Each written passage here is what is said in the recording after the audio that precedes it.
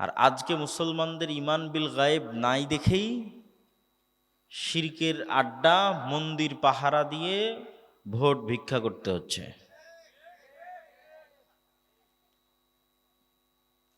এইভাবে যত ইমান বিল গায়েব কমবে, তত দুনিয়াবি বিষয়ে ধর্মের নামে কম্প্রোমাইজ হবে। এবং আমাদের ব্যক্তিগত, আমাদের পারিবারিক, আমাদের সামাজিক, আমাদের রাষ্ট্রীয় জীবনেও আমরা আমাদের ব্যক্তিগত জীবনে, পারিবারিক জীবনে দুনিয়ামুখী। কেননা আমাদের ইমান বিল গায়েব তথা পরকালের উপর ইয়াকিন নাই। শুধু মুখেই বলেছি যে পরকাল আছে, কিন্তু পরকালীন জীবনই যে সব কিছু, ওই লেভেলের বিশ্বাস আমাদের নাই।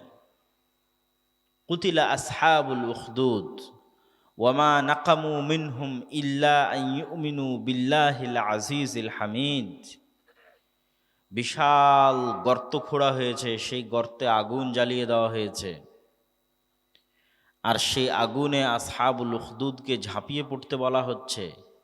আর আল্লাহ নিজে কোরআনে বলছে ওয়ামা নাকামু মিনহুম, দুনিয়ার মানুষ, গাবতলীবাসী, রামেশ্বরপুরবাসী, তোমরা কি জানো যে আমি সূরা বুরুজে যেই আসহাবুল উখদুদের ঘটনার বর্ণনা তোমাদেরকে দিচ্ছি, এই আসহাবুল উখদুদকে আগুনে নিক্ষেপ করা হচ্ছে। তোমরা কি জানো এরা কেন আগুনে নিক্ষিপ্ত হচ্ছে?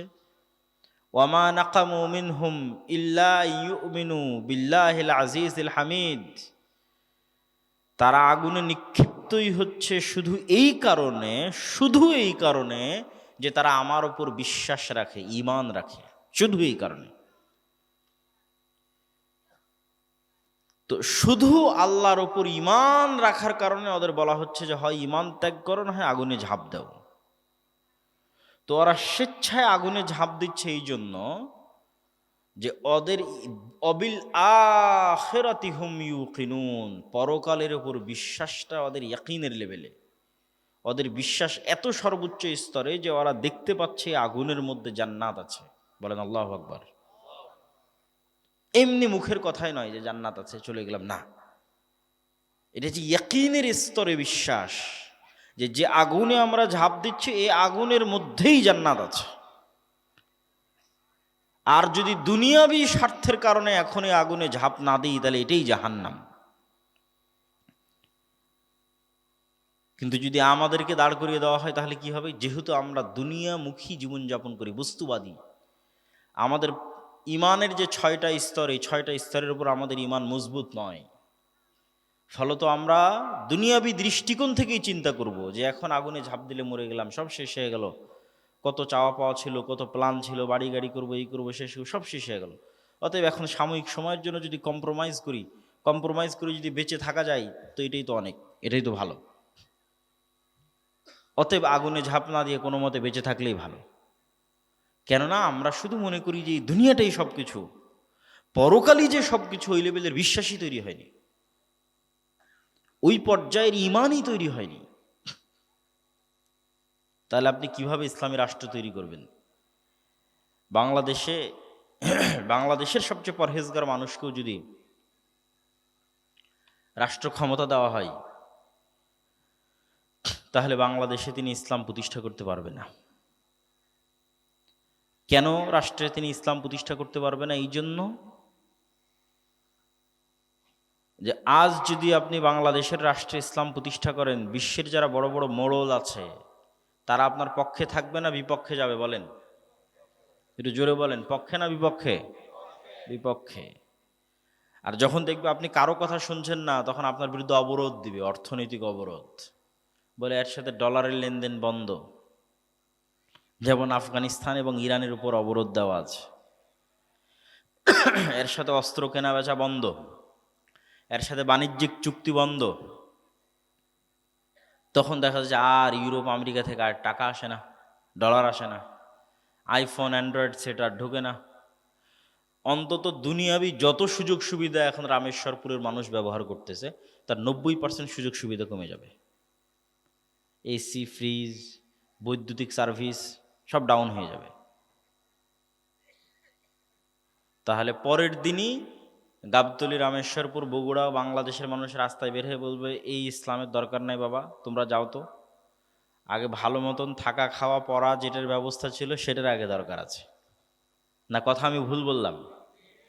এটাই বাস্তব। কেননা তাদের ইমানই তো মজবুত হয়নি, তাহলে কিভাবে তারা ইসলামের উপর টিকে থাকবে? ইসলামের উপর টিকে থাকার জন্য যেই লেভেলের সবর দরকার, ওই লেভেলের সবরই তো তাদের মধ্যে তৈরি হয়নি। তো আপনি বলবেন আমরা যদি না পারি, আফগানিস্তানের মানুষ, গাজার মানুষ তারা কিভাবে পারছে? এই জন্য আমি বলেছি যে কোনো কিছুর পরিপূর্ণ ধ্বংস হওয়া ছাড়া পরিপূর্ণ উত্থান সম্ভব নয়। গাজা এবং আফগানিস্তানে সম্ভব হয়েছে এই জন্য যে ওখানে সব কিছু পরিপূর্ণরূপে ধ্বংস হয়ে গেছে। সব কিছু যখন পরিপূর্ণরূপে ধ্বংস হয়ে যায় তখন মানুষের চাহিদা কমে আসে। বাংলাদেশের রামেশ্বরপুরের মানুষের চাহিদা আর আফগানিস্তানের মানুষের চাহিদা এক নয়। বগুড়ায় শহরে যারা আছে এদের চাহিদা কবে বগুড়াতে কেএফসি খুলবে, কবে বগুড়াতে সাবওয়ে আমেরিকান কোম্পানি তারা আসবে। এদের চাহিদার লেভেল ভিন্ন, অন্য ধরনের চাহিদা। যে চাহিদাগুলো সব দুনিয়াবি, কেন অটোমেটিক দুনিয়াবি অনেক সুযোগ সুবিধা তারা ভোগ করতেছে।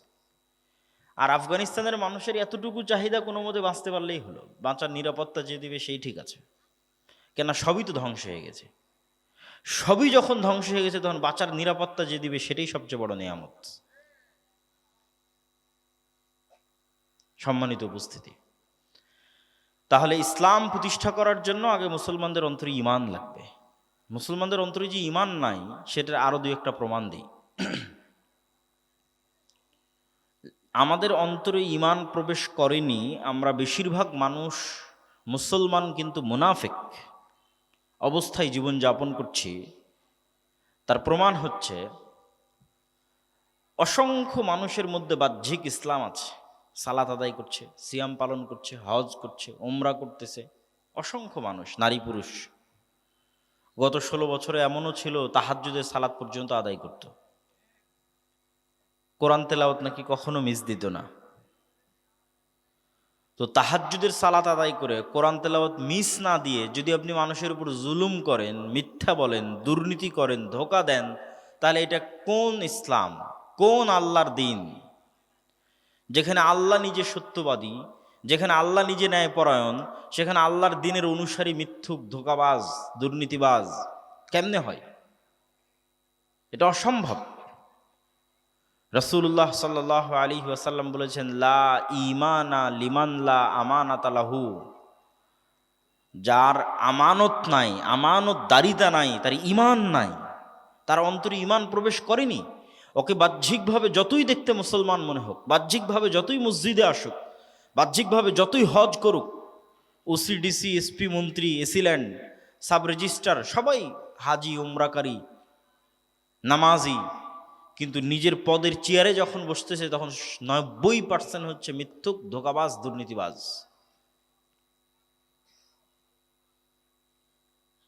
ইউরোপ, আমেরিকা, লন্ডন, পৃথিবীর অন্যান্য দেশে যত মুসলমান গেছে, এরা যত বেশি কাগজ জালিয়াতি করে, যত বেশি মিথ্যা তথ্য দেয়, পৃথিবীতে আর কোনো দেশের মানুষ এত মিথ্যা তথ্য দেয় না।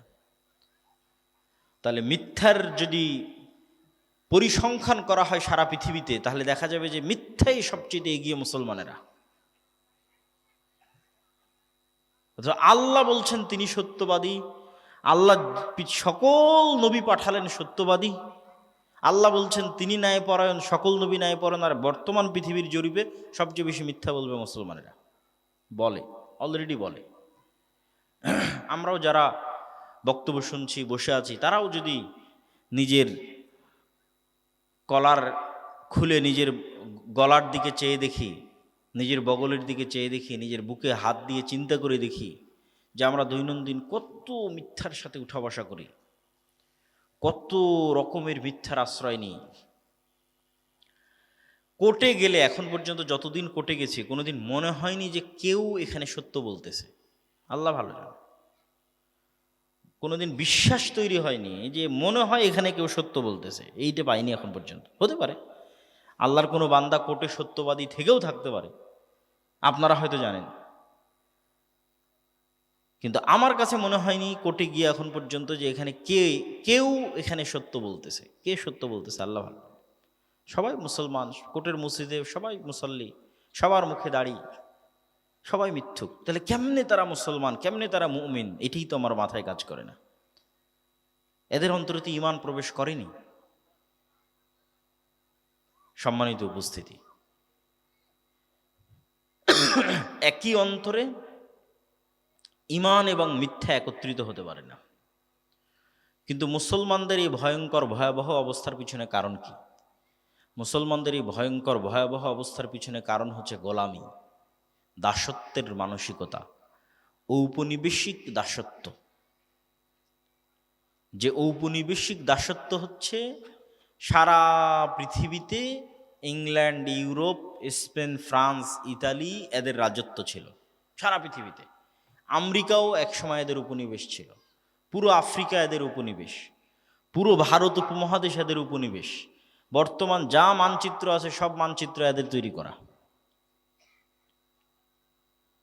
তো ওই গোলামির যে কালচার, মুসা আলাইহিস সালামকে বানু ইসরায়েলদের সাথে বড় না করে ফেরাউনের বাড়িতে আলাদা করে বড় করা হলো কেন?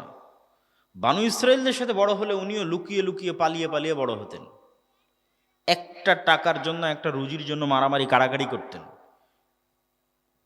হিংসা বিদ্বেষে লিপ্ত হতেন, মিথ্যা বলা শিখতেন। তো মিথ্যা বললে তো নেতাও হতে পারবে না, নবী হতে পারবে না। তো আমরা যখন 190 বছর গোলাম ছিলাম তখন আমরা এগুলো শিখেছি। রুজির জন্য মারামারি করা, একটা টাকার জন্য মিথ্যা বলা, একটা টাকার জন্য কাটাকাটি করা, একটা পদের জন্য মারামারি করা, যে কালচার গণতন্ত্রের নামে এখনো আমাদের মধ্যে অব্যাহত রাখা আছে। কালকে থেকে যদি আমরা চিন্তা করি, যেমন আজকে যখন ঢাকা থেকে রাজশাহীতে বিমানে আসি, যে আজকে থেকে আমরা বিমানে যতজন উঠেছি ভোটের মাধ্যমে নির্বাচন করব কে বিমানের পাইলট হবে। বুঝেননি মনে হয় আমার কথা? কথা কি আমার বোঝা যায়? যে আজকে বিমানে উঠে যত যাত্রী উঠেছি সবাই মিলে ভোট দিব কে পাইলট হবে। রাজি আছেন? কথা বলেন না কেন? রাজি আছেন? কেউ রাজি হবে না, কেননা সবাই জানে এখানে ভোটের মাধ্যমে যদি ভোট কিনে যদি এখানে পাইলট নির্ধারণ করে তাহলে আজকে সবার মৃত্যু নিশ্চিত, কেউ আর এখান থেকে বেঁচে ঘরে ফিরতে পারবে না। ডাক্তারের ওখানে গিয়ে, মেডিকেলে গিয়ে আজকে থেকে আমরা চিন্তা করব যে ভোটের মাধ্যমে ডাক্তার নির্ধারণ করব কে আমার অপারেশন করবে। পৃথিবীর কোথাও কোনো সেক্টরে গিয়ে এটা হয় না, সব জায়গায় যোগ্যতা দেখা হয়। শুধু দেশের নেতা যখন তৈরি করা হবে তখন আর যোগ্যতা লাগে না। তখন যে যত বড় চোর, যে যত বড় মিথ্যুক, যত বড় বাটপার, যত বড় ডাকাত, সেই নেতা।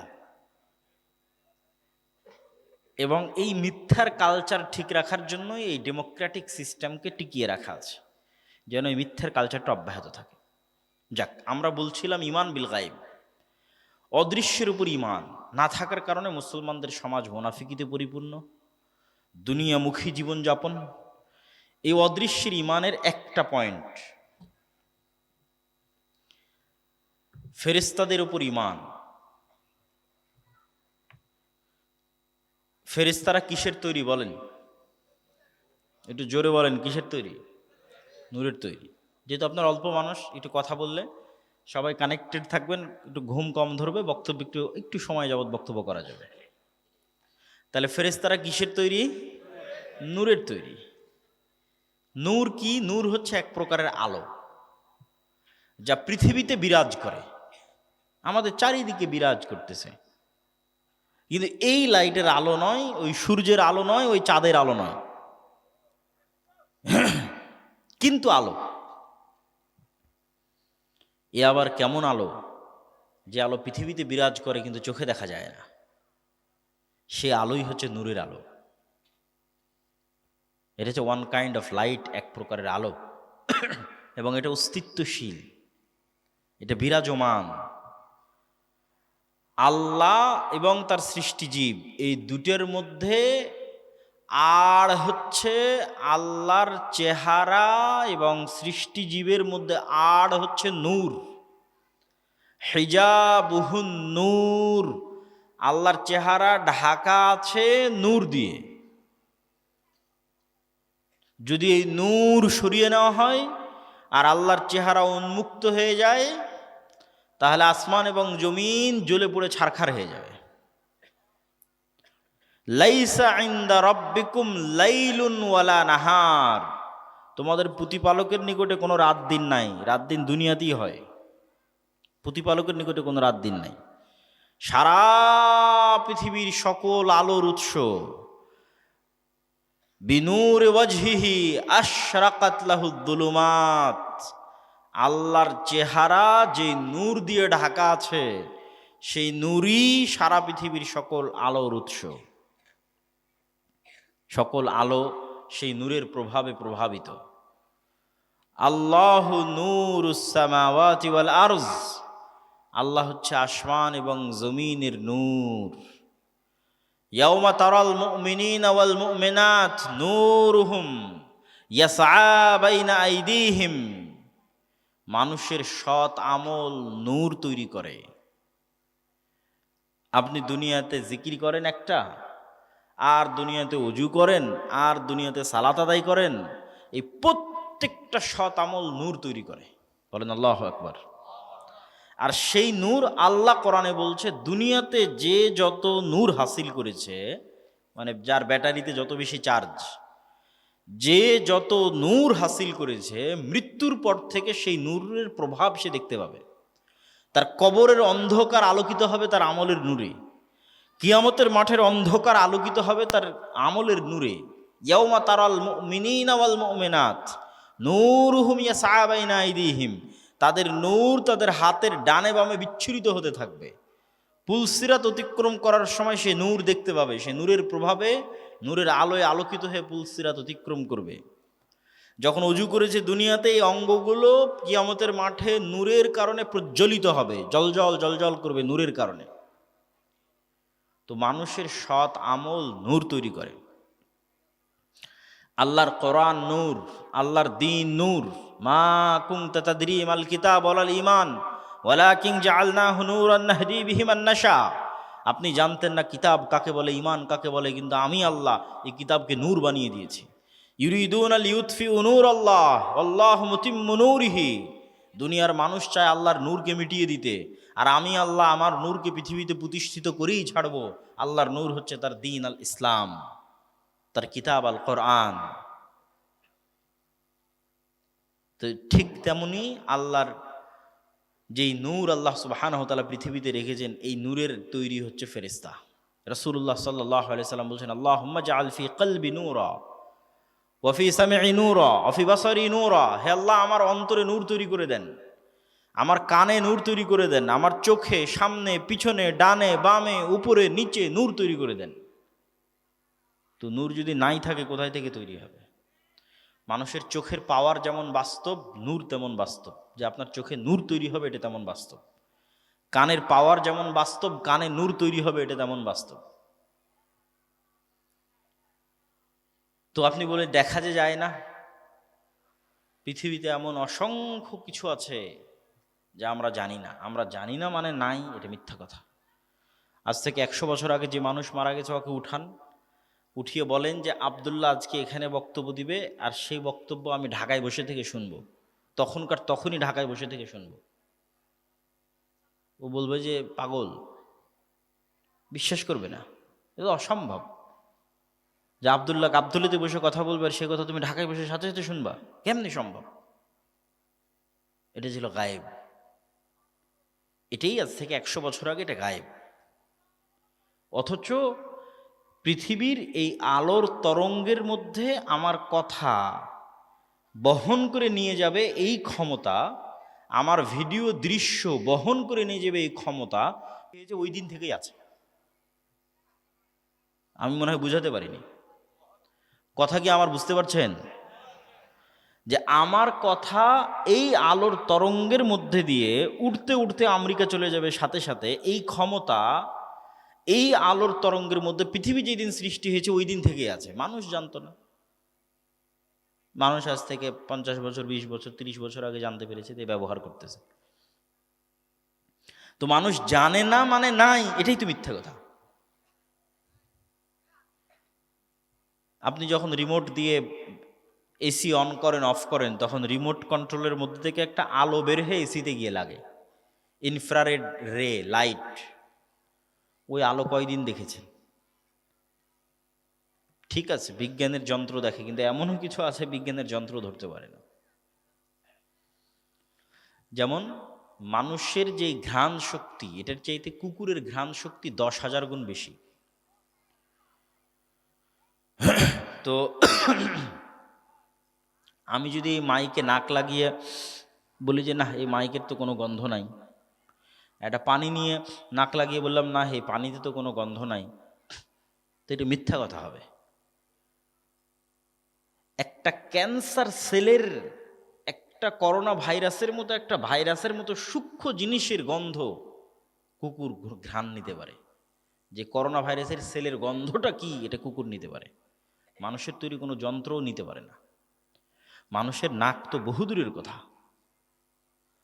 তাহলে এখন মানুষের তৈরি যন্ত্র যদি বলে যে না এই করোনা ভাইরাসের, এই ভাইরাসের কোনো গন্ধ নাই, বা এই ক্যান্সার সেলের কোনো গন্ধ নাই, তাহলে এটা মিথ্যা কথা হবে। গন্ধ আছে কি নাই ও কুকুর জানে, তুমি জানো না। তো এইরকম পৃথিবীতে এমন অসংখ্য আওয়াজ আছে যে আমরা শুনি না, আমাদের যন্ত্র শোনে না, কিন্তু আল্লাহর সৃষ্টিজীব শোনে। আর এরকম অসংখ্য আলো আছে আমরা দেখি না, কিন্তু আল্লাহর সৃষ্টিজীব দেখে। রাসূল সাল্লাল্লাহু আলাইহি ওয়াসাল্লাম বলেছেন ইজা সামি'তুমুদ-দীকা, যখন তোমরা দেখবে মোরগ ডাকছে তখন তোমরা কল্যাণ চাও, কেননা মোরগ নূরের আলো দেখতে পায়। বলেন আল্লাহু আকবার। ফেরেশতার আলো দেখতে পায়। ফেরেশতা নূরের তৈরি, নূর এক প্রকারের আলো যা পৃথিবীতে বিরাজমান। মানুষ দেখতে পায় না, আল্লাহর সৃষ্টি দেখতে পায়। মানুষের তৈরি যন্ত্র দেখতে পায় না, আল্লাহর সৃষ্টি দেখতে পায়।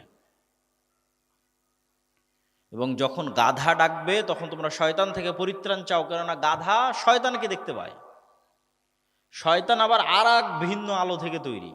ফেরেশতারা নূরের আলো থেকে তৈরি, শয়তান আগুনের আলো থেকে তৈরি, দুটেই ভিন্ন ভিন্ন আলো। তাহলে ফেরেশতার আলো যেই লেভেলের তথা নূরের আলো, ওটা মোরগ দেখতে পাচ্ছে। আর শয়তানের আলো যেই লেভেলের তথা আগুনের আলো, ওটা গাধা এবং কুকুর দেখতে পাচ্ছে। তাহলে পৃথিবীতে আমরা দেখি না, আমাদের যন্ত্র দেখে না এবং নেয় না, তার মানে নাই, এটা মিথ্যা কথা। সম্মানিত উপস্থিতি, তাহলে ফেরেশতার অস্তিত্বের উপর বিশ্বাস, এটা ঈমান বিল গায়বের একটা পার্ট।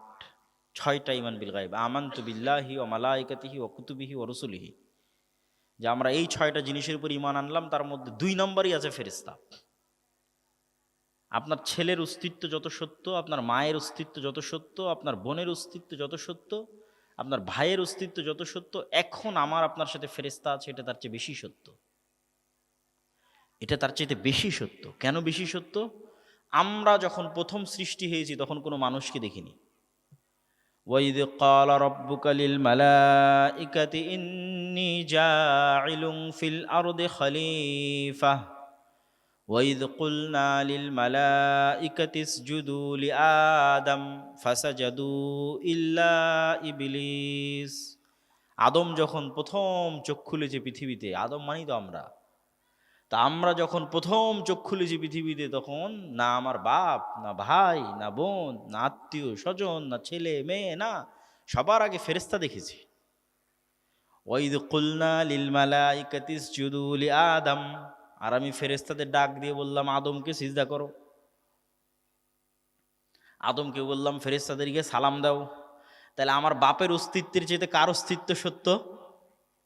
জোরে বলেন না যে কার অস্তিত্ব সত্য, একটু জোরে বলেন তো সবাই, কার অস্তিত্ব সত্য? আমার নিজের ছেলে আমার চোখের সামনে জন্ম নিয়েছে, ওর চাইতে বেশি সত্য কার অস্তিত্ব? ফেরেশতা। আপনার বাড়িতে আমার সাথে, এর চাইতে সত্য। কিন্তু আমরা যদি ইমানই না যে ফেরেশতা আছে, শুধু মুখে বলার সময় বলেছি যে আমানতু বিল্লাহি ওয়া মালাইকাতিহি, তারপরে শেষ। আর সাহাবীদের ইমানের স্তর দেখেন। রাত যেহেতু লম্বা হয়ে গেছে, বক্তব্য দীর্ঘায়িত করব না, আপনাদের ধৈর্যচ্যুতির আগে বক্তব্য শেষ করব। তো ফেরেশতাদের বিষয়ে সাহাবীদের ইমান দেখেন। উহুদের যুদ্ধে একজন সাহাবী মারা গেছে, শহীদ হয়েছে, তার নাম হানজালা। তিনি বাসর ঘর থেকে বের হয়ে যুদ্ধের মাঠে গেছেন। তার স্ত্রীর দেওয়া তথ্যে তার উপর গোসল ফরজ। সাহাবীরা গিয়ে আল্লাহ নবীর কাছে তার গোসলের বিষয়টি জানতে চাইলেন। রাসূল সাল্লাল্লাহু আলাইহি ওয়াসাল্লাম বললেন, ইন্না সাহিবাকুম তুগাসসিলুহুল মালায়েকা, আরে তোমরা আর হানজালার কি গোসল দিবা, ফেরেশতারা ইতিমধ্যে গোসল দিয়ে ফেলেছে। বলেন আল্লাহু আকবার। তাহলে নেন, এবার ফেরেশতারা এক সাহাবীকে গোসল দিয়েছে যার উপর গোসল ফরজ, বাকি সাহাবীদেরকে সেটা জানানো হচ্ছে। কি পরিমাণ ইন্টারকানেকশন, চোখের সামনে ইন্টারাকশন, যে আমার এই লোকটার গোসল দেওয়া দরকার, একে এখন ফেরেশতারা গোসল দিয়েছে। সাদ বিন মুআজ রাদিয়াল্লাহু তাআলা আনহু মারা গেলেন। আল্লাহ নবী বলছেন, ইহতাজ্জা লাহু আরশুর রহমান, রহমানের আরশ তার মৃত্যুতে কেঁপে উঠেছে। ওয়া শাহিদাহু ৭০ আলফাম মিনাল মালায়েকা, ৭০,০০০ ফেরেশতার জানাজায় অংশগ্রহণ করেছে। আল্লাহু আকবার। এক সাহাবী বলছেন যে আমি যুদ্ধের মাঠে আছি, আব্দুর রহমান বিন আউফ, আমার ডানে এবং বামে দুইজন সাদা পোশাকধারী যুদ্ধ করতেছে, যাদেরকে আমি আগে কোনোদিন দেখিনি, পরে কোনোদিন দেখিনি। আল্লাহ নবীকে বললাম, আল্লাহ নবী বলছে এরা দুইজন ছিল জিবরাইল আর মিকাইল। বলেন আল্লাহু আকবার। খন্দকের যুদ্ধ শেষ করে রাসূল সাল্লাল্লাহু আলাইহি ওয়াসাল্লাম বাড়িতে ফিরেছে, অস্ত্র রেখে দিয়েছে। রাসূল সাল্লাল্লাহু আলাইহি ওয়াসাল্লামের কাছে জিবরাইল এসে বলছে, আপনি অস্ত্র রেখেছেন, আমরা রাখিনি, ইহুদিদের বিরুদ্ধে যুদ্ধ করতে হবে। আর আল্লাহ নবী সব সাহাবীদের নিয়ে বের হলেন। আনাস রাদিয়াল্লাহু তাআলা আনহু বলছেন, ইন্নী আরা, আমরা চোখের সামনে দেখছি, যখন আল্লাহ নবী আমাদের নিয়ে ইহুদি গোত্রের উদ্দেশ্যে বের হয়েছে, তখন আমরা দেখছি যে আমাদের চোখের সামনে জিব্রাইলের ঘোড়সওয়ার বাহিনীর ঘোড়ার পায়ের আঘাতে তৈরি হওয়া উড়ন্ত ধুলা। আল্লাহু আকবার। যে আমরা এখন আক্রমণ করতে যাব, তো আমাদের আগে আগে ধুলা উঠতেছে। তো এটা কিসের ধুলা? জিব্রাইলের ঘোড়সওয়ার বাহিনী আমাদের আগে আগে ওখানে পৌঁছে গেছে। আল্লাহ নিজে কোরআনে বলছে তিনি মুহাম্মদ সাল্লাল্লাহু আলাইহি ওয়াসাল্লামের সহযোগিতায় আসমান থেকে ফেরেশতা অবতীর্ণ করেছেন। একদিন আল্লাহ নবী বলছে, আজকে বাড়িতে জিব্রাইল আসেনি কেন? ছবি ছিল, এই জন্য আসেনি। জিব্রাইল আমাকে বারবার মিসওয়াক করতে বলছে, দাঁত ছিলে যাচ্ছে মিসওয়াক করতে করতে, গন্ধে কষ্ট পায়। তাহলে এখন আল্লাহর নবীর মতো পবিত্র মুখের গন্ধে যদি ফেরেশতা কষ্ট পায়, তাহলে যারা আমরা সারাদিন বিড়ি সিগারেট খাচ্ছি, এদের সাথে ফেরেশতা আছে না শয়তান আছে? আমাকে বলেন, একটু জোরে বলেন, কে আছে? শয়তান আছে। এটাই হলো পৃথিবীর খেলার নিয়ম।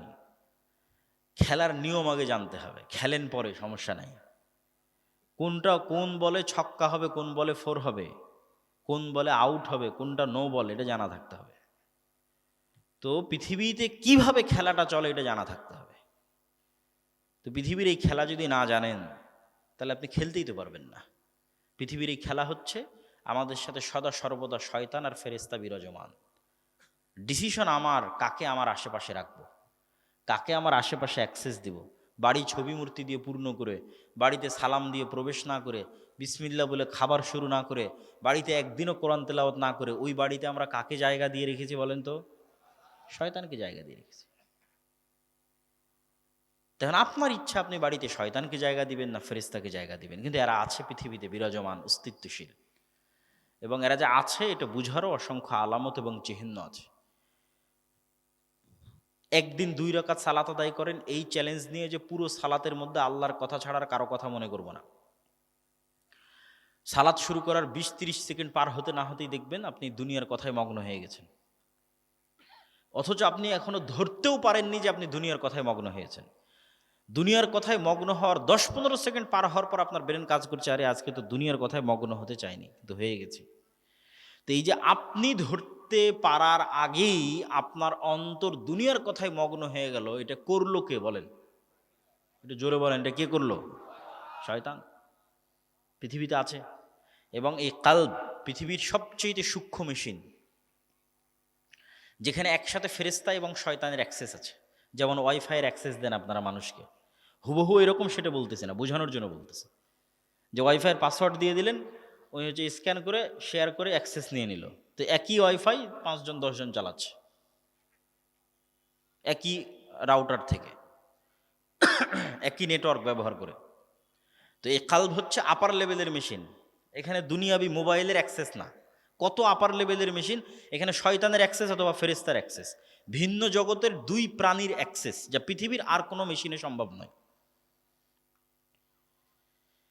আর মেশিন কেন বলতেছি, অলরেডি তো আমরা আমাদের মাথা পৃথিবীর সবচেয়ে বড় সুপার কম্পিউটার, এটা আর এক ভয়ঙ্কর মেশিন। এটা তো আমরা দেখতেই পাচ্ছি চোখের সামনে, এটা কত বড় মেশিন। কাফা বিনাফসিকাল ইয়াউমা আলাইকা হাসিবা, আজকে কিয়ামতের মাঠে তোমার বিচার করার জন্য তুমি যথেষ্ট। কেন? তোমার চোখই তো ক্যামেরা, আলাদা আর কি বিচার করার দরকার? ওই ক্যামেরা দিয়ে যেমন আমার ভিডিও রেকর্ড হচ্ছে, তুমি তোমার এই চোখের ক্যামেরা দিয়ে কি দেখেছো মোবাইলে, ওটা তোমার ব্রেনে, তোমার মেমোরিতে সেভ হয়ে গেছে। বাইরে যাওয়ার দরকার নাই তো। তুমি তোমার এই কানই হচ্ছে সাউন্ড রেকর্ডার। এই কান দিয়ে তুমি কি গান শুনেছো, ওটা তোমার ব্রেনে সেভ হয়ে গেছে, তোমার মেমোরিতে সেভ হয়ে গেছে। তুমি আর কোথায় যায় তোমাকে আমি অপরাধী প্রমাণ করবো? দরকার নাই তো কোথাও অপরাধী প্রমাণ। কাফা বিনাফসিকাল ইয়াউমা আলাইকা হাসিবা, শুধু তোমার ব্রেন থেকে ডাটা ট্রান্সফার করতে হবে। তো ইলন মাস্কই তো এখন গবেষণা করতেছে কিভাবে মানুষের ব্রেনের সাথে ইন্টারনেট কানেক্ট করা যায়, যাতে মানুষের ব্রেনের ডাটা ইন্টারনেটে ট্রান্সফার করা যায়। তো নেন, আপনার সাথে আপনি কত বড় ভয়ঙ্কর মেশিন বহন করে বেড়াচ্ছেন, যা দেখছেন তা আপনি ভিডিও করতেছেন। আপনার এখানে ওই ওই ক্যামেরাম্যান যেমন ওর মেমোরি কার্ডটা বের করে কম্পিউটারে দিলে ভিডিও প্লে হয়ে যাবে, আপনার এখান থেকে ডাটা ট্রান্সফার করলে অটোমেটিক ভিডিও প্লে হবে যে আপনি কি কি দেখেছিলেন দুনিয়াতে আর কি কি শুনেছিলেন দুনিয়াতে, সব এখানেই সেভ হয়ে আছে। কেন? এই ব্রেন এত ভয়ঙ্কর, এর পর্দা দিয়ে পৃথিবীকে কয়েকবার মোড়ানো যাবে। আর এই ব্রেনকে যদি চালু রাখা হয়, অন্তত 5,000 বছরের দৃশ্য, 5,000 বছরের কথা স্মরণ করতে পারবে। ও তো ব্যবহার হয়েছে মাত্র 60 বছর, কিন্তু ক্ষমতা 5,000 বছরের। নূহ আলাইহিস সালাতু ওয়াস সালাম যে 1000 বছর 1500 বছর জীবিত ছিল, তো 1000 বছরের সব কথা ওনার স্মরণে ছিল। তো ওই রকমই এর চাইতেও সূক্ষ্ম লেভেলের মেশিন হচ্ছে কলব, যেখানে ফেরেশতার অ্যাক্সেস অথবা শয়তানের অ্যাক্সেস। আর ফেরেশতা আছে এটা কেমনে বুঝবেন? একদিন একটু নিয়াত করেন, বিমান থাকলে, ট্রেন থাকলে, বাস থাকলে যেই লেভেলের নিয়াত হয়, ওই লেভেলের নিয়াত করেন যে আজকে ফজরের সালাত আদায় করবো, এটা নিয়াত। এই নিয়াত যদি একবার শক্তভাবে করেন, তাহলে মানুষকে বলা লাগবে না যে আমাকে উঠিয়ে দিও, অ্যালার্ম দেওয়া লাগবে না আমাকে উঠিয়ে দিও, কেননা ফেরেশতা আছে তো উঠিয়ে দেওয়ার জন্য। আমার কথা কি বোঝা যায়? রাসূল সাল্লাল্লাহু আলাইহি ওয়াসাল্লাম বলছে, কেউ যদি উযু অবস্থায় আয়াতুল কুরসি পড়ে ঘুমায়, দোয়া পড়ে, ঘুমানোর দোয়া পড়ে, তাহলে ওর মাথার কাছে একজন ফেরেশতা থাকে ফজর পর্যন্ত। বলেন আল্লাহু আকবার। তো আপনি তো বিশ্বাসই করেন না যে ফেরেশতা আছে, তাহলে আপনাকে আমি কেমনে ঈমান বিল গায়বে ইয়াকিন নিয়ে আসাবো? তা আপনি একবার পরীক্ষা করে দেখেন ফেরেশতা আছে। মানুষকে বলা লাগবে না যে আমাকে ফজরে ডেকে দিও, মোবাইলকে বলা লাগবে না যে আমাকে ফজরে ডেকে দিও, ফেরেশতাই ফজরে আপনাকে উঠিয়ে দিবে। আপনার কাজ কতটুকু? শুধু নিয়তটা, একদিনের নিয়ত অন্তত করেন যে ঠিক আছে আজকে ফজরে উঠতেই হবে। কোন লেভেলের নিয়ত? বিমান থাকলে যে লেভেলের নিয়ত। কিন্তু দিব না অ্যালার্ম, কিন্তু বলবো না মানুষকে আমাকে উঠিয়ে দাও, কেননা ফেরেশতা আছে। সম্মানিত উপস্থিতি,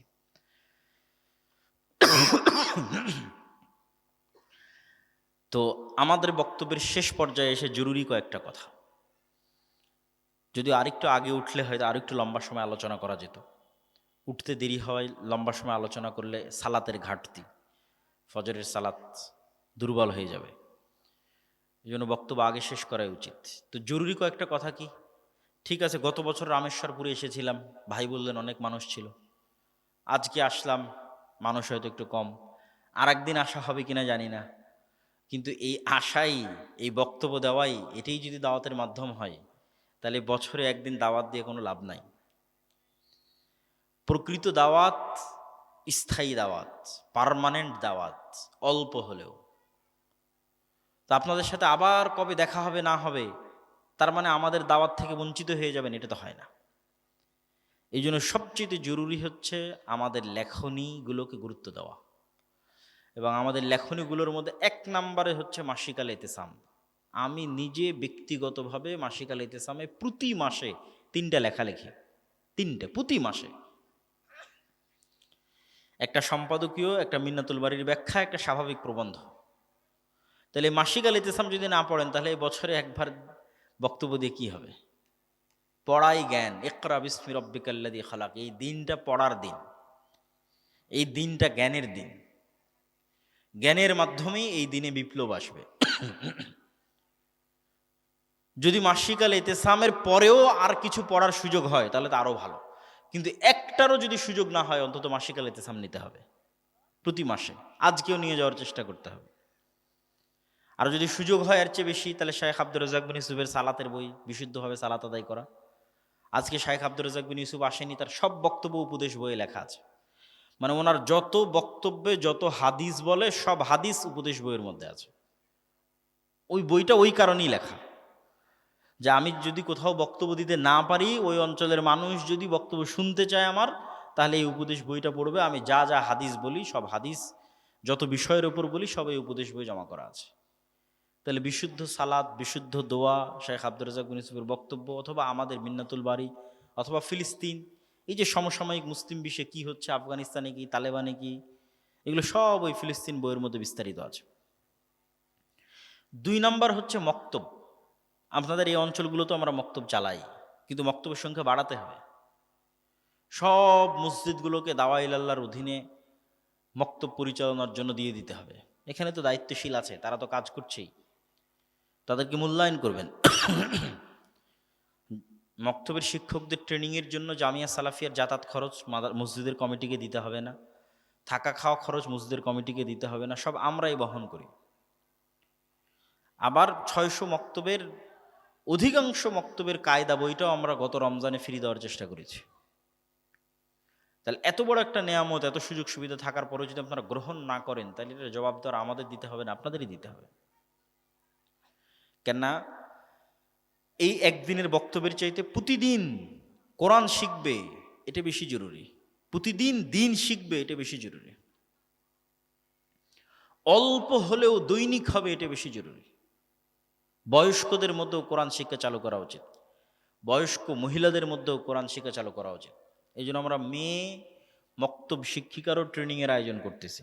এটা বলা হয়নি, তামিম ভাই যদি স্টেজে থাকে, যে মহিলা যারা মক্তব শিক্ষিকা আছে, যারা এলাকার গ্রামের মহিলা মানুষদের মধ্যে কোরআন শিখাতে চায়, তাদেরও কোরআন শিক্ষার এবং মৌলিক দিন শিক্ষার ট্রেনিংয়ের ব্যবস্থা আমরা করতেছি। 3 নম্বর উপায় হচ্ছে মাদ্রাসাগুলোকে জামিয়া সালাফের সাথে সম্পৃক্ত করা, যেমন এই মাদ্রাসাটা হয়েছে। উনি দাবি জানালেন যেন আমরা নিয়মিত আসি। ইনশাআল্লাহ যদি আল্লাহ তৌফিক দেয়, আমরা আমাদের দায়িত্বের জায়গা থেকে সেটি পালন করার চেষ্টা করব। চতুর্থত, সুদের বিরুদ্ধে যুদ্ধ করতে হবে, এটা খুব জরুরি। যেই গোলামির কথা বলছি, যে ইমান বিল গায়েবের কথা বলছি, যেই নেতৃত্বের বিকাশের কথা বলছি, মুসলমানদের মিথ্যার কারণে, গোলামির কারণে মুসলমানদের নেতৃত্ব যে ধ্বংস হয়ে গেছে, সেটার কথা বলছি। এটার মূল কারণ হচ্ছে সুদ। বানু ইসরাইলদেরকেও ফেরাউন গোলাম বাড়িয়ে রাখত সুদ দিয়ে। কারণ হচ্ছে সেই সুদের কারবারে লেনদেন করত। আমাদের মা এবং বোনেরা যারা কিস্তিতে জিনিসপাতি কিনেছে, তারা কি মিথ্যা কথা বলে না? বলে না? বলেন একটু আমাকে বলেন, মিথ্যা কথা বলে না? বলে না? বলে। যেই দিন থেকে আপনি মিথ্যা বলা শুরু করেছেন, ওই দিন থেকে আপনি গোলাম হয়ে গেছেন। মিথ্যা দিয়ে কোনোদিন স্বাধীন নেতার জন্ম সম্ভব নয়। খালিদ বিন ওয়ালিদ, আমর ইবনুল আস, মোহাম্মদ সাল্লাল্লাহু আলাইহি ওয়াসাল্লামের মতো, ওমর ইবনুল খাত্তাবের মতো, সালাহুদ্দিন আইয়ুবীর মতো নেতা মিথ্যা দিয়ে জন্ম হওয়া সম্ভব নয়। তো আল্লাহর নবী বলছে বারবার ঋণ থেকে বাঁচতে চায়, লোন থেকে বাঁচতে চায়। তো সাহাবীরা বলছে, আল্লাহ নবী আপনি এত কেন লোন থেকে বাঁচতে চান? আল্লাহুম্মা ইন্না আউযু বিকা মিনাল মা'সামি ওয়াল মাগরাম, আল্লাহ লোন থেকে বাঁচাও। এত কেন লোন থেকে বাঁচতে চান? তো আল্লাহ নবী বলছে, লোন থেকে এই জন্য বাঁচতে চাই যে যেই দিন থেকে মানুষ লোন নেওয়া শুরু করে, ওই দিন থেকে মিথ্যা বলা শুরু করে। মিথ্যা বললে আর নেতা হতে পারবে না, নেতৃত্ব শেষ, গোলামি শুরু। তো এই জন্য গণতন্ত্র আর সুদ, এই দুটো দিয়ে মুসলমানেরা যেন আর কেউ মিথ্যার বাইরে না থাকে। মুসলমান মেয়েরা ওই সুদি লেনদেন, কিস্তির লেনদেনে মিথ্যা বলবে, আর মুসলমান যুবকেরা নেতৃত্বের নামে, উমুকের চরিত্র ফুলের পবিত্র নামে এক দল আর এক দলের বিরুদ্ধে ওখানে মিথ্যা বলবে। তো সব মিথ্যুকে পরিপূর্ণ, কে আর নেতা হবে? তো যতদিন সব মিথ্যার মধ্যে থাকবে, ততদিন সব গোলাম। মিথ্যা থেকে না বাঁচলে নেতা হওয়া সম্ভব নয়।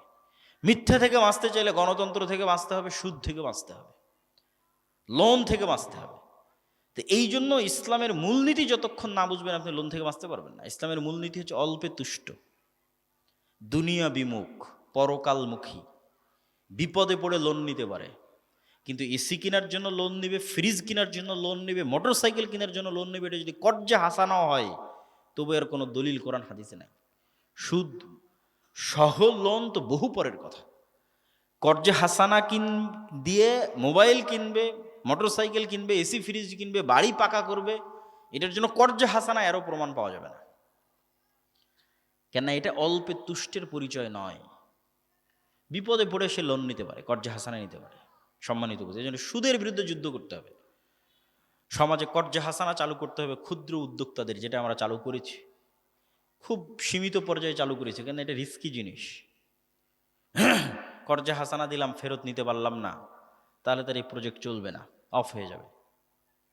আমাদের কর্জে হাসানা প্রজেক্টে আমরা কোনো দান সংগ্রহ করি না। ওই যে আমরা মানুষকে উৎসাহিত করি যে আপনাদের যে টাকাগুলো ব্যাংক ব্যালেন্সগুলো পড়ে আছে, বিভিন্ন ব্যাংকে ফেলে রেখেছেন, বিকাশে নগদে ফেলে রেখেছেন, ওগুলো আমাদের মুসলিম বাইতুল মালে জমা দেন।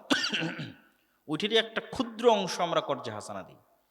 যদি একবার আমরা কর্জে হাসানা এস্টাবলিশ করে ফেলতে পারি, রিটার্ন যদি একবার 90%-এর বেশি প্রতিষ্ঠিত করে ফেলতে পারি, তাহলে এটা সারা বাংলাদেশে বা সারা পৃথিবীতে এক নজিরবিহীন প্রজেক্ট হিসেবে প্রতিষ্ঠিত হবে ইনশাআল্লাহ। বলেন আল্লাহুম্মা আমিন।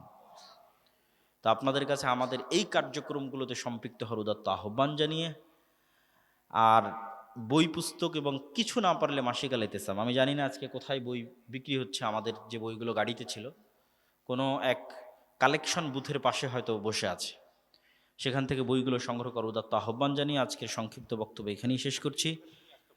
আমাদের যেন আল্লাহ ইমান বিল গায়েব ইয়াকিন লেভেলে দেয়, আমাদের বাড়ি ঘরে যেন আমরা ফেরেশতাদের সাথে থাকতে পারি, আমাদের ছেলে মেয়েকে জিন শয়তান বদনজর কুনজর এগুলো থেকে আল্লাহ হেফাজতে রাখে, আমাদের ছেলে মেয়ে পরিবার পরিজন তারাও যেন সবসময় ফেরেশতাদের সাথে ফেরেশতাদের আশেপাশে থাকতে পারে, আল্লাহর সান্নিধ্যে আল্লাহর নিকটে, সেই তৌফিক আল্লাহ আমাদের দান করুক। আল্লাহুম্মা আমিন। ব্যাংকে সুদমুক্ত হিসাবে টাকা রাখা যাবে কি? যেহেতু সুদমুক্ত রাখতে চাচ্ছেন, সেহেতু আমাদের মুসলিম বাইতুল মালে রাখতে পারেন, কর্জে হাসানা ফান্ডে। আত্মহত্যা করতে গিয়ে কেউ যদি বেঁচে যায়, পরবর্তীতে আল্লাহ কি তাকে ক্ষমা করবেন? নিজের ভুল বুঝতে পেরে তার করণীয় কি? সব পাপের ক্ষমা আছে যতক্ষণ শ্বাস আছে, শিরকের ক্ষমা আছে যতক্ষণ নিঃশ্বাস আছে। স্বামী প্রবাসে থাকা অবস্থা আমি নফল রোজা করি, প্রবাস থেকে আমার স্বামী বাধা দেয়, তার নিষেধ অমান্য করি কি রোজা রাখা যাবে? প্রবাস থেকে বাধা দেওয়ার তো কোনো লজিক নাই নফল রোজা। যদি দেশে থাকতো তাহলে বাধা দেওয়ার লজিক ছিল। বসে নামাজ আদায় করার বিধান কি? অসুস্থ হলে করা যাবে। দিনকে সঠিকভাবে জানা ও মানার জন্য কোন বইগুলো? আমাদের যে আজকে যে আলোচনা করছিলাম, এই আলোচনা এই বইয়ে আছে, কিন্তু এই বইটা এখনো বাইরে স্টলে বিক্রি হচ্ছে না, এটা অনলাইনে অর্ডার দিতে হবে। আল্লাহর পথে যাত্রা, ইসলামের মৌলিক সকল বিশ্বাস, আকীদা এবং বিধানের সারমর্ম এই বইয়ের মধ্যে উল্লেখ করা আছে। ইসলামে দিনের পালাবদল যদি চাঁদের সঙ্গে হয়, তবে দিনে সালাত কয় ওয়াক্ত? এশার সালাত কোন দিনের সঙ্গে যুক্ত হবে? ইসলামে যখন সাহারি এবং ইফতারি হিসেবে গণনা করা হয়, তখন সূর্য উঠা এবং সূর্য ডুবাকে কেন্দ্র করে গণনা করা হয়। আর যখন সালাত হিসেবে গণনা করা হয়, তখন এক দিন এক রাত হিসেবেই গণনা করা হয়, পুরো 24 ঘন্টা হিসেবে গণনা করা হয়। এই পুরো 24 ঘন্টায় এক রাতের সালাত 2 ওয়াক্ত আর এক দিনের সালাত 3 ওয়াক্ত, মোট 5 ওয়াক্ত। দিনে রাতে মিলিয়ে 24 ঘন্টা মিলিয়ে 5 ওয়াক্ত সালাত। আসসালামু আলাইকুম, আমি আব্দুল খালেক, সিগারেট পান জর্দা কি হারাম নাকি হালাল? দয়া করে উত্তরটা দিবেন। এগুলো উত্তর আর কতদিন দিব, সব জানা কথা। একটা ছোট বাচ্চাও জানে যে এগুলো হারাম। যেখানে আল্লাহর নবীর মুখের গন্ধে, এত পবিত্র মুখের গন্ধে ফেরেশতা আসতে কষ্ট হয়, সেখানে আপনার জর্দার গন্ধে কীভাবে ফেরেশতা আসবে? শয়তান ঢুকে থাকবে মুখের মধ্যে। ভাই, ব্রেনের সম্পর্ক দুনিয়া পর্যন্তই, আখেরাতে দেখা, বোনের সম্পর্ক দুনিয়া পর্যন্ত, আখেরাতে দেখা হবে না, এগুলো ভুয়া কথা। যদি পরকালে মানুষের আত্মীয় স্বজন, অতীত স্মৃতি, অতীত সময়, অতীত আত্মীয় স্বজন, ভাই বোন, বাপ মা, এগুলোর সাথে যদি মেলবন্ধন তৈরি না হয়, তো জান্নাতের মজা কি? জান্নাতে যাওয়ার মজাই তো এটাই যে আপনি জান্নাতে গিয়ে আবার রামেশ্বরপুরে ফিরে আসতে পারবেন, আবার নিজের শৈশবে ফিরে আসতে পারবেন, আবার ওই বন্ধু বান্ধব, ওই জায়গা, ওই এরিয়া, ওই এলাকা, ওই নদী, ওই মাঠ, সেগুলো সব ঘুরে ঘুরে দেখতে পারবেন। তাহলে মজা কি? তাহলে দুনিয়া যদি এখানেই শেষ হয়ে যায়, তাহলে তো মজা নাই। এই জীবনটাকে যদি কন্টিনিউয়াসলি উপভোগ করতে চান, তাহলে জান্নাতে যেতে হবে। এখন যে জীবনে আছেন, এই জীবনকে যদি পার্মানেন্টলি উপভোগ করতে চান তাহলে জান্নাতে যেতে হবে। জান্নাতে গেলে এখন আপনার যে উপভোগ্য জীবন আছে এটাকে পার্মানেন্ট উপভোগ করতে পারবেন। এই জন্য দুনিয়ার সাথে কানেক্টেড রেখেই জান্নাতকে সাজানো হবে। জান্নাতে নতুন কোনো তৈরি করা ফল, নতুন আলাদা ফল আল্লাহ দিবে না। দুনিয়াতে যে ফলগুলো দেখে খেতে মন চাইতো ওটাই দিবে।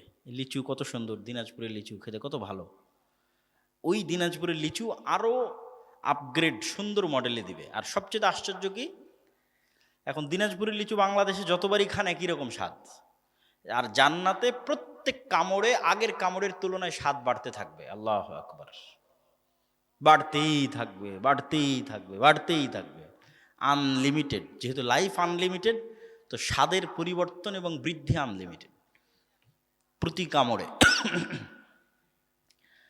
মৃত ব্যক্তিকে স্বপ্নে দেখলে কি হয়? দেখাই যেতে পারে, অস্বাভাবিক কিছু নয়। স্বপ্নে রূহ বেড়ে হয়ে যায়। রূহ যেহেতু বেড়ে হয়ে যায়, সেহেতু সেখানে স্বপ্নের জগতে অন্য অনেক কিছুর সাথে সাক্ষাৎ সম্ভব।